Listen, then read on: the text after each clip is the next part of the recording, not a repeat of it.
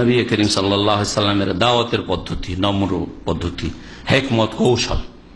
ইসলাম প্রচারের জন্য হিকমত কৌশল লাগবে, নম্রতা লাগবে, ভালো আচরণ লাগবে, অন্তর জয় করার চেষ্টা করতে হবে। বাশশিরু, নবী সাল্লাল্লাহু বলছেন সুসংবাদ দাও, ওয়ালা তুনাফিরু, ঘৃণা ছড়ায়ও না, দূরে ধাক্কা দিয়ে তাড়িয়ে দিও না। এই হচ্ছে নবী করিম সাল্লাল্লাহু আলাইহি ওয়াসাল্লাম কথা।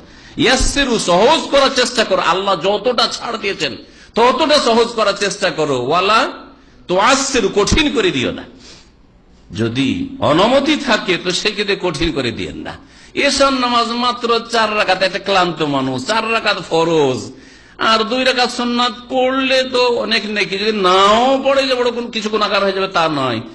1 রাকাত বেতর, সেখানে বিদাতি মোল্লারা এমন কঠিন করে দিল 17 রাকাতের সাথে পড়তে হবে, যার ফলে আমার দেশের এই 17 রাকাতওয়ালা মুসলিম ভাইরা যাদের দিন সম্পর্কে অজ্ঞতা রয়েছে, ফরজ নফলের কোনো পার্থক্য বুঝে না, আর সবগুলি তাদের কাছে সমান, এই অজ্ঞতার ভিত্তিতে ফরজটাও পড়ে না, 17 পড়তেও পারবো না, আর সুতরাং এশা পড়বো না, বাকিটা পড়বো। এত নামাজ পড়া যায়?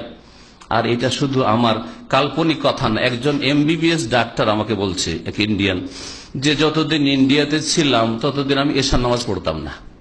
কি জন্য? ওই কারণ হানাফি মোল্লারা শিখিয়েছে যে 17 রাকাত এশার নামাজ। আমি সারাদিন ডিউটি করে ক্লান্ত হয়ে আসি, এখন ঘুম চাচ্ছে, 17 রাকাত নামাজ কে পড়তে পারবে, বাদ দে, পড়তাম না, ফরজটাও পড়তো না। কিন্তু দিন ইসলাম কত সহজ, ইয়াসসিরু, সহজ করো, ওয়ালা তুআসসিরু, কঠিন করে দিও না। সহজ, 4 রাকাত নামাজ পড়লেই মুসলিম আপনি।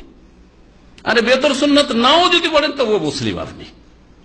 অনেক নেকি কমলে কিন্তু কিছুই না, আপনি মুসলিম। 4 রাকাত পড়লে এশার, 17 রাকাত সারা দিন রাত মিলে যদি 17 রাকাত পড়ে দেন তা আপনি মুসলিম।